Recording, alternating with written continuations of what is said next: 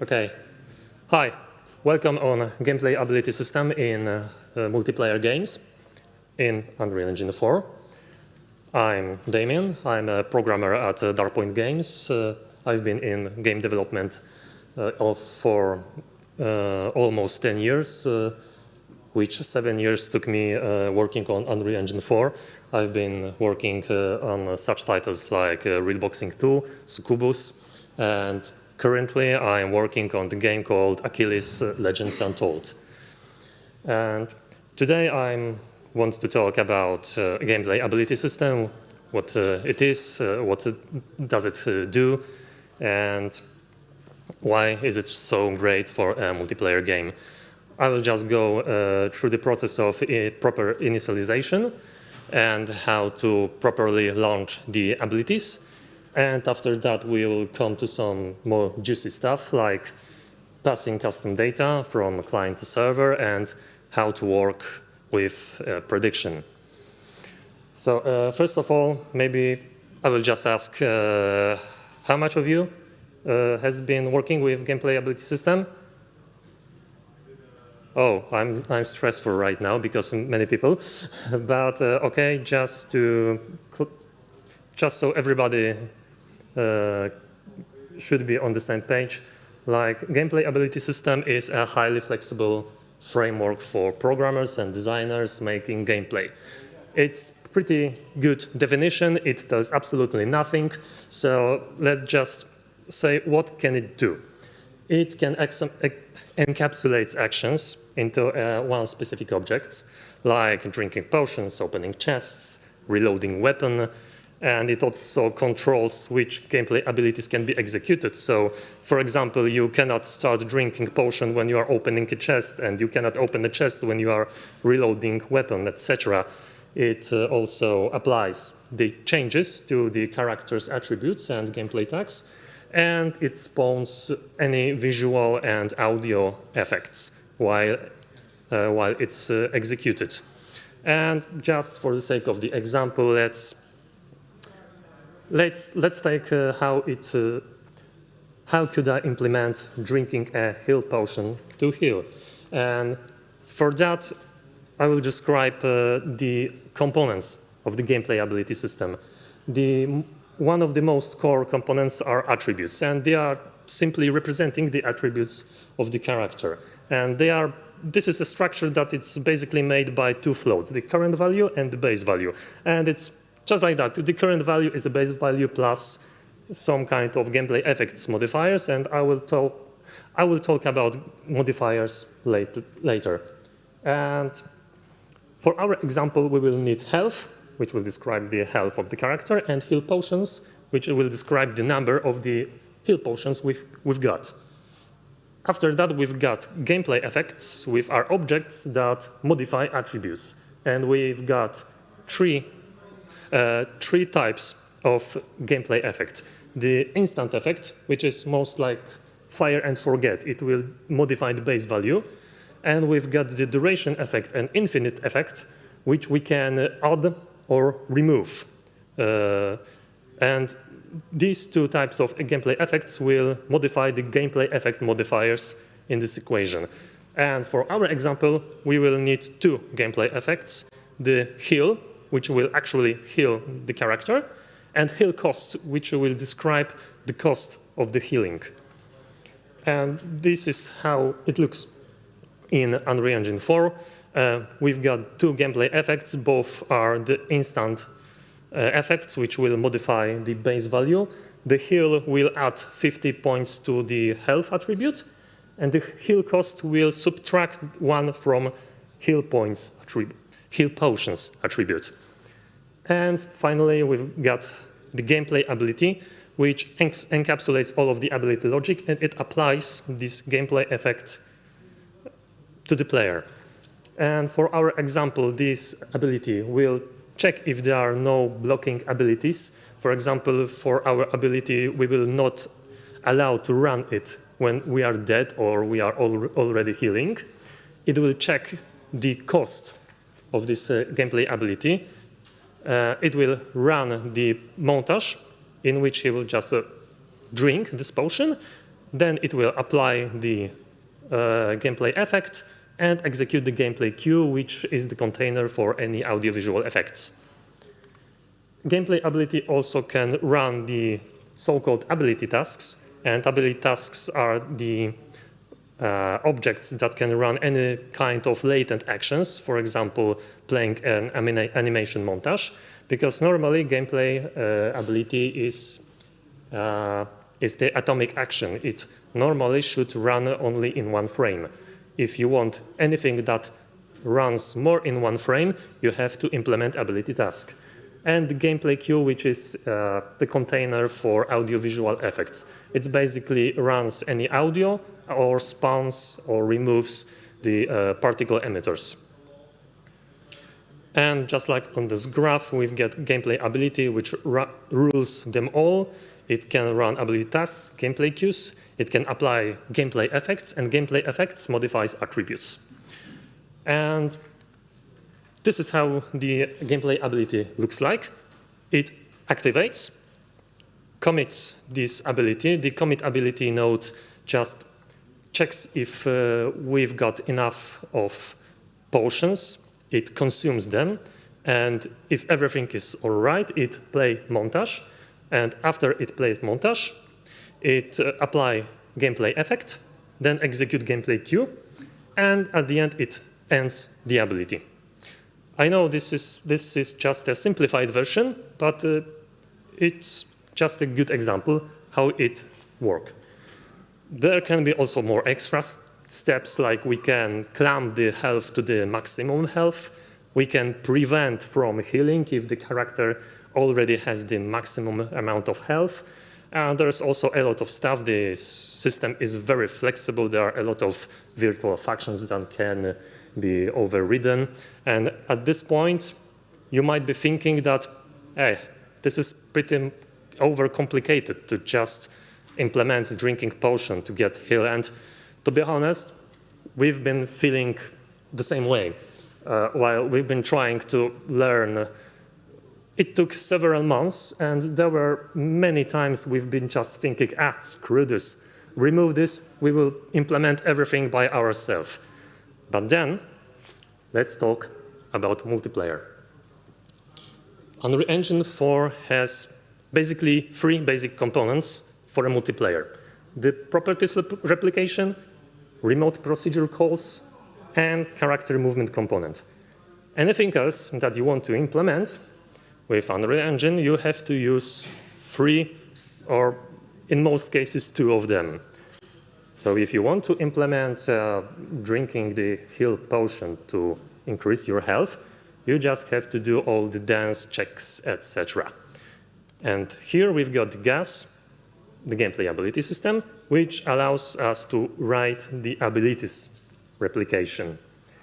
And okay, let's just have our example and see how it will work, how it would work if we implement this ability without gas, without prediction. So we've got on the client side, we check preconditions, we RPC this to the server checks preconditions, it heals, it adds our health point, and then send back information to the client that it increased our health. This is, of course, the situation that cannot happen, because without prediction, we have terrible lag. The player just pressed the button, and it has to wait for the server to actually apply its changes. So, okay, let's add prediction. On client, we check preconditions, we already heal, we add this health points, and RPC to the server. Then the server checks preconditions, it heals, it adds health points, and after that, it simply acknowledges the client about the changes of the health. And this looks fine, but what will happen if the server decided that, you cannot heal? What now? And there are a lot of stuffs. Should we wait for the confirmation? How long do we wait? Should we rewind this action? What if player gets damaged while he's healing? What if player heal again while it's healing and he just healed, this healing is on the server and the clients heal again, but the previous healing just didn't happen, and there's so much stuff going on. You have to think about it, and this is This is just healing. You just want to press button to drink health potion to heal. But it's fine. It's OK, because we've got gas. In gas, it works like that. It checks preconditions, generates something called the precondition, the prediction key. And I will talk about prediction key later. It adds our gameplay effect with this prediction key assigned. It adds the health and sends the RPC to the server with this precondition. I don't know why I said precondition, prediction key.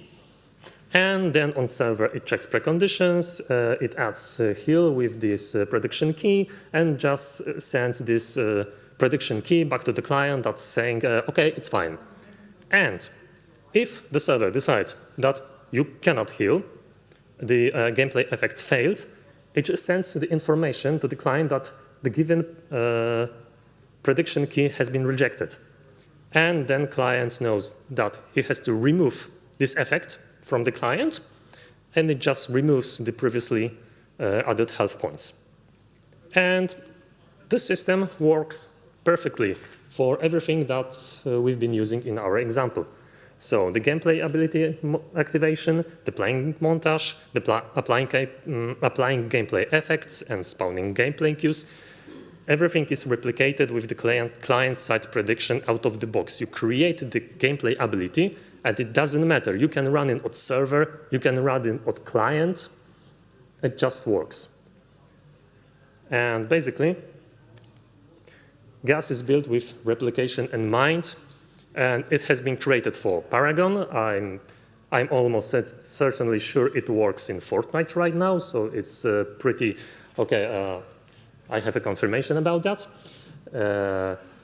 So it's a very well-tested solution, and it's really ridiculously good at it. So let's just use gas, right? OK. Let's talk about proper initialization of gas. First of all, if you want to use the gas, you need the gameplay ability component system. Ability system component, and you need two things: ability system component and attribute set. And if you want to put them into our player character, you don't put it into a player character, you put it to the player state. Why? Because player state is an actor that it's available to all clients. So everybody knows about each other's state. And also very important, if you are defining the attribute set, set it as transient. And I will tell later why.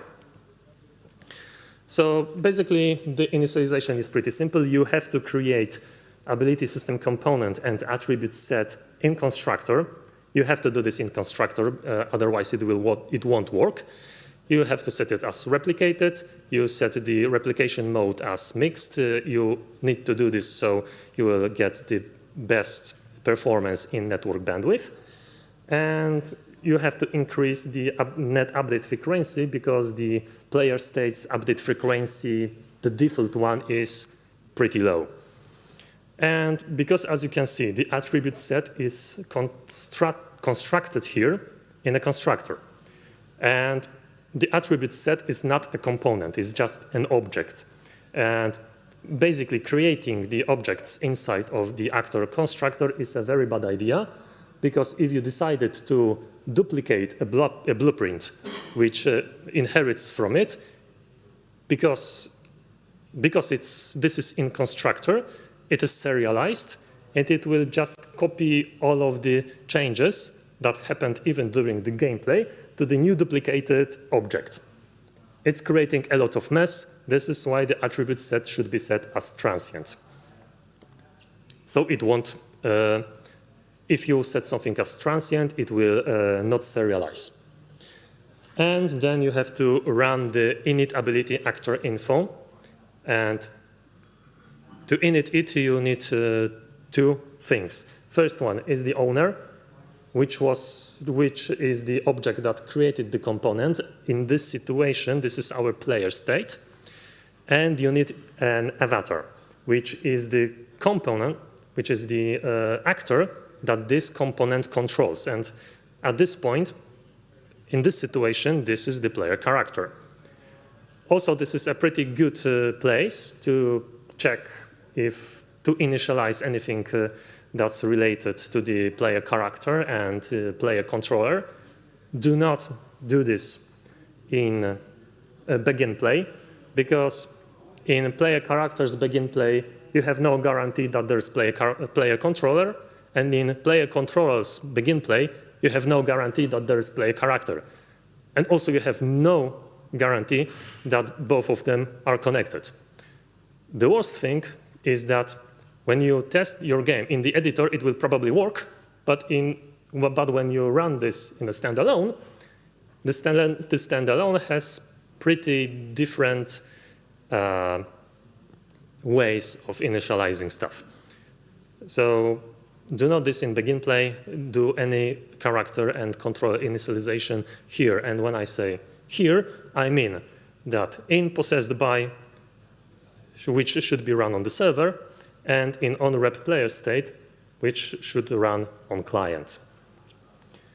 For the AI character, because AI character also can have the ability system, it's rather simpler, because you just create the component and attribute set inside of the character, you initialize it, you construct it.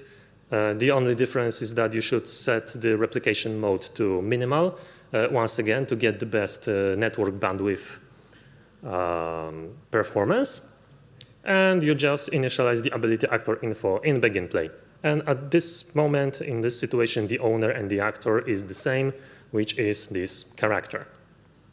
And also one note, when you define the properties in attribute set it to always notify. Because if you don't set this, if the property is replicated and this replicated property is the same as the current property, it will not be notified. But the gameplay ability system requires this information, so all the prediction will work. And now currently, when we've properly set up our gameplay ability system, let's activate this ability, shall we? But first of all, let's talk about many important options that the gameplay ability has. The first one is pretty easy. It's a replication policy, and you simply don't touch it. The name of this is misleading. I think this is some kind of leftovers or legacy code, and I think someone from Epic even tell that in the future versions of GAS this will be removed, so simply don't touch it. The instancing policy, however, this is very important stuff, because when you start the ability, the instance of this ability is generated. It's called gameplay ability spec. And it can be generated in many various ways. If you select the instance per execution, it will create, for every activation, it will create a new instance. It's pretty good if you want to debug stuff fast, but it's very heavy on performance. So probably don't use it anywhere. Instead of this, use instance per actor. So it means that when you run gameplay ability, it will create the instance, it will put to the actor, and if you will try to run the same ability once again, it will just reset this instance. The only caveats of this is that the designer have to reset all of the dynamic variables themselves. And also there is a non-instance, which doesn't create any instance. It operates on a constructor default object. It is the most restrictive. There is no states, no dynamic variables, no delegates, but it's the most performant on game and on network bandwidth. It's pretty good option if you want to just fire and forget the ability. Like you've got a lot of AI and there is a jump trigger and you want to do this, to trigger this jump. Then we've got the remote ability cancellation. Once again, disable this option and never look at it because it just creates a lot of troubles. retriggered instance ability. In a situation if the gameplay ability has instanced per actor option set, so we've got only one instance, if you will try to run this ability once again, it won't. But if you will enable this option, it will just retrigger. It will run end ability and activate ability once again. Of course, if you are creating for every activation, you create a new instance, so there is the instance per execution, then you can just spam these abilities how much you want. Just be careful of the network bandwidth. And there's the net execution policy. It's pretty important. The local predicted say that run this ability immediately on the client, inform the server about it, and the server then will replicate this back. The local only will run this ability only if the local machine tries to run this. It's very good for cosmetic only changes. The server only is when the server tries to activate this ability. It's good for passive abilities like buffs and nerfs. And there is a server initiated. We absolutely have no idea what's the where could we use this. It's just local predicted what without prediction. So yeah, forget about this. And remember that this is only about the ability activation, because if you will apply the gameplay effect and any of the attributes will change, they will replicate by themselves. So have it in mind. And there's the net security policy, which simply decides if client should have the power of running this ability or not. Okay. Finally, we've got everything properly set, we have properly initialized, and now we want to activate this gameplay ability. And there's spoiler alert, there are two ways of doing that. The first one, the most basic one, is by gameplay tag. We simply set the gameplay tag, the ability tag in our ability, and we run try activate abilities by tag in blueprints. It's simple and clean. It works in every possible configuration imagined. The only minus is that you can't pass any custom variables to this ability. And in our game, we have the ability to dodge. And we are deciding about the direction of the dodge based on the player input, or even on the position of the mouse cursor on the screen. So basically, the server don't know where is the mouse cursor on the screen of the client. We have to pass it somehow. So we've got, so we can also activate the gameplay ability by the gameplay event. We also set up the ability tag. We also set up the trigger tag. And then we send the gameplay event to the actor with this. We send this trigger by send gameplay event to actor node. It's also simple and clean. It can pass a payload to this gameplay ability, and the greatest thing is that it's also replicated, but it doesn't work with server-initiated execution policy, but we previously tell that this execution policy has almost no, we just didn't use it anywhere, so whatever. Just be aware that if you are trying to activate the ability by gameplay event, remove the activate ability event node, because if it will be in the blueprint, and even if it's not connected to anything, it's just there, it will block the activate ability from event node from executing. So just be aware of that. And if we will receive the activate ability from event, we've got the event data, and we got a lot of additional info. And this info is replicated from client to server. And the best thing, the most important stuff for us are those optional objects. We've got 2 optional objects, and here we can pass whatever we want. However, now there will be a lot of code, so brace with me. This is our object we want to pass. It's It simply holds the vector to D, which is the vector to our mouse. It has to be set as replicated, as normal. The only extra thing here is that it must override is supported for networking function. And in the moment when you want to pass it, you just get the event tag. You create this object. You set up the value you want to send. You create the payload. And after that, you send the gameplay event to the actor of this tag and with this payload. And it just works.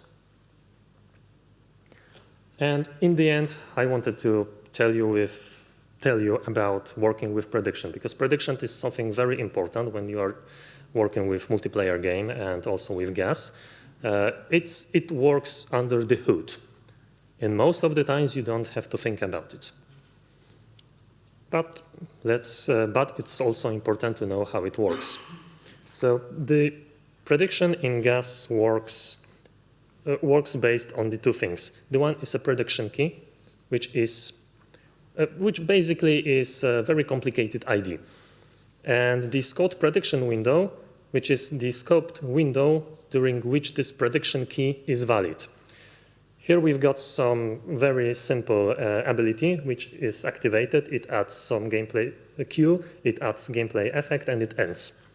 So, and every action of this ability has the prediction key assigned to them. The problem is when we put some ability task which is latent. And for example, we've got wait delay, which is something like delay in blueprints, but for gameplay ability. And we want to add the gameplay effect after some time. And at this point, the wait delay ends the scope.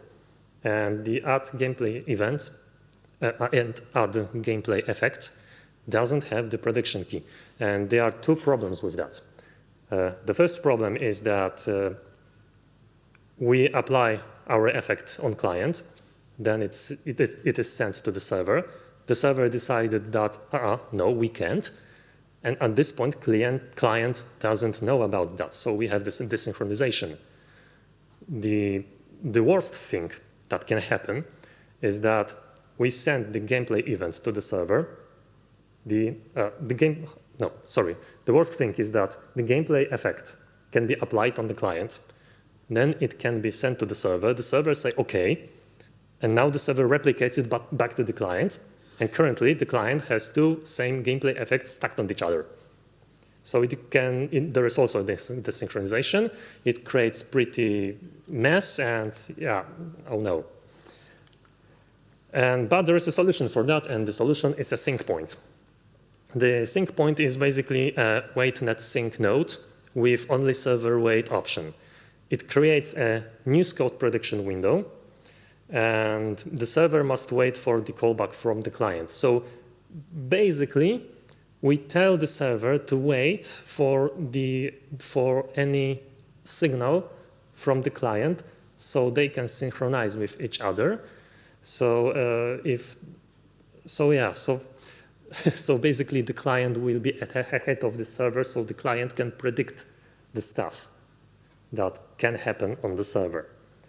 The server doesn't have to create any prediction window because server doesn't have to predict anything. And if you want to do this with code, it's something like that. And yeah, I know it might look intimidating, but there are basically three parts. The one, if we are a predicting client, we create a scoped prediction window, and we send the generic signal to the server. All of these functions are already written in a gameplay ability component, so you just have to use them. If you are a server, you set up a delegate to wait for this generic signal. And when on this server the signal comes from the client, you just consume it.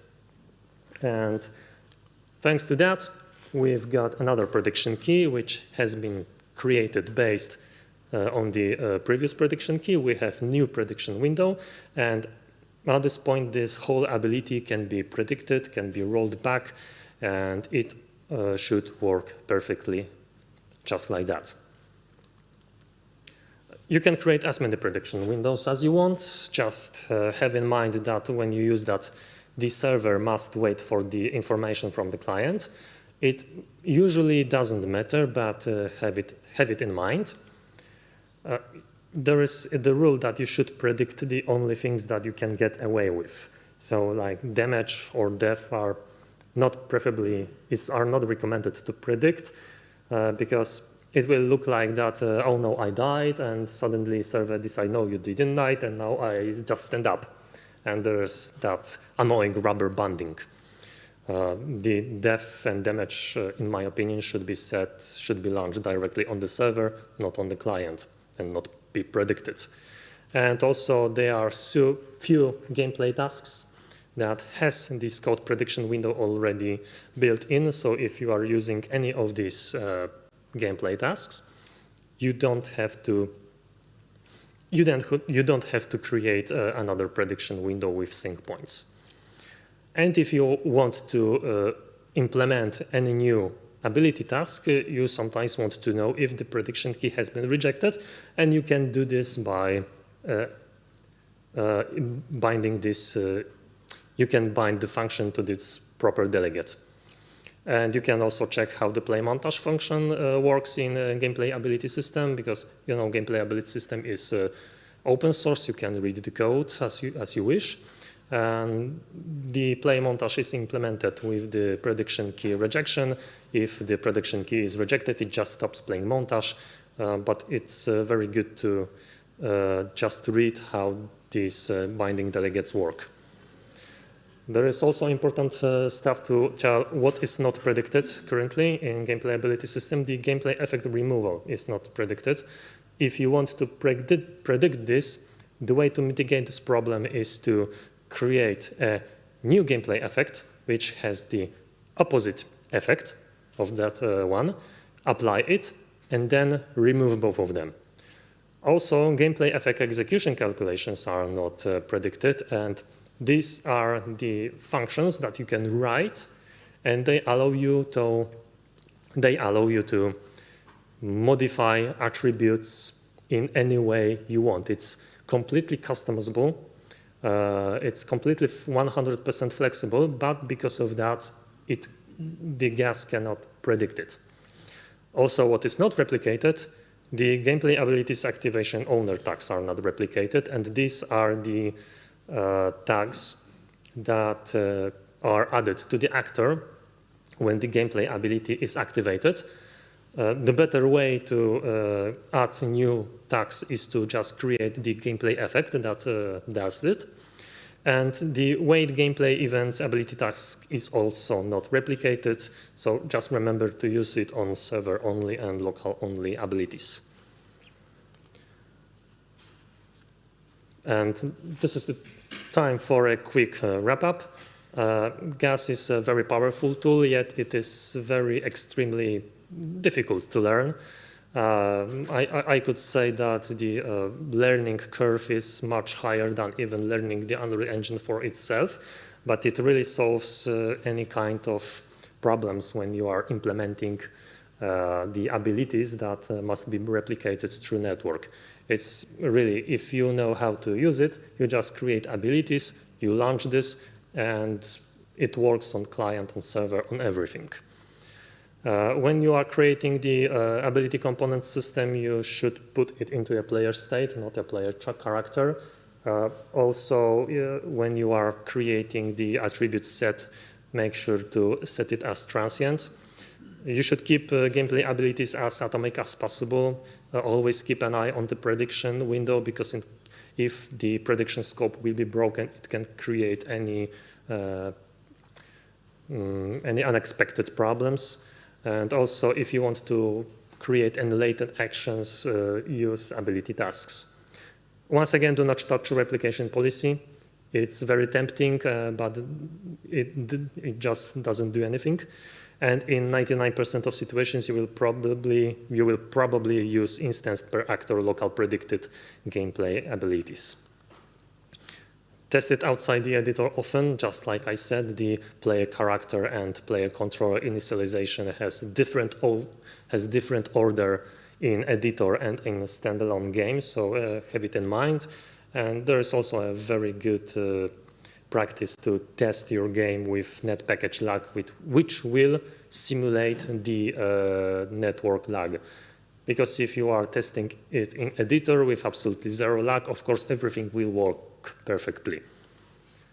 And now probably the most important slide of everything, the resources. You can download this whole presentation through this QR code. And I just want to mention about the gas documentation.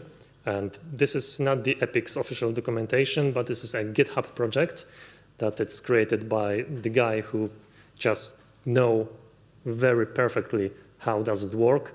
And it's about 100-page document which describes everything. It's like a Bible for us in the moment when we use it.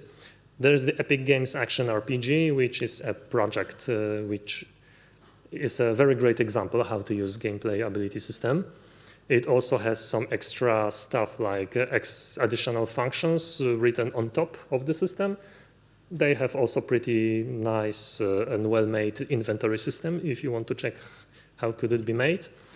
There's the using the gameplay ability system presentation, which was basically the inspiration to this talk. So yeah, very good stuff. There is the UE4 networking media, which is old but gold document about how to work with Unreal Engine networking. It's just like I said, it's pretty old, but it describes everything well. If you are doing anything in Unreal, you should read it. And of course, there's a huge chunk of comments in the source code of the gameplay ability system as well.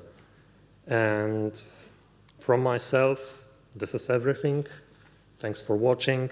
You can check our webpage, you can check my webpage, and well, I'm just waiting currently for questions if there are any.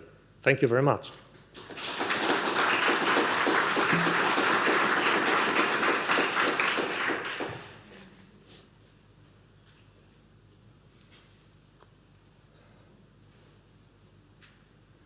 I left you speechless. Wow. Yes? There's a mic. Okay,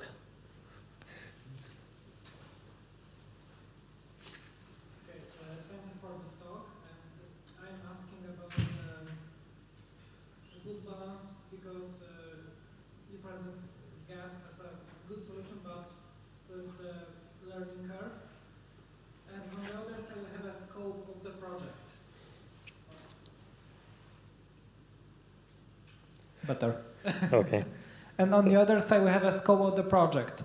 And what do you think about using gas in, I don't know, little projects or bigger projects? What do you think about this balance? Okay, so gas is a tool that it can encapsulate. It's basically a framework for programming and gameplay. With gas, you have very standardized, strict way of programming stuff. But if you have a big project, which can become even bigger, you can just another new abilities, new items, just like that. There are a lot of presentations made by Epic where they are extending the action RPG game. So I would tell that if this is a big project with a big amount of abilities, skills, even items, and it's the multiplayer game, then I would say that the learning gas is worth an effort. However, if this is a single-player game, which is rather simple, there are not a lot of abilities, then I think it might be an overkill. Also, I know that the guy who made Atomic Heart, that first-person shooter, which is like Russian Bioshock, they are also using gas because I think their first intention was to make a multiplayer game, but then they switched to the single-player game. But because there are so much abilities, weapons, and different AIs, they have a presentation and the blog post about that it also saved them a lot of time when they were expanding their game.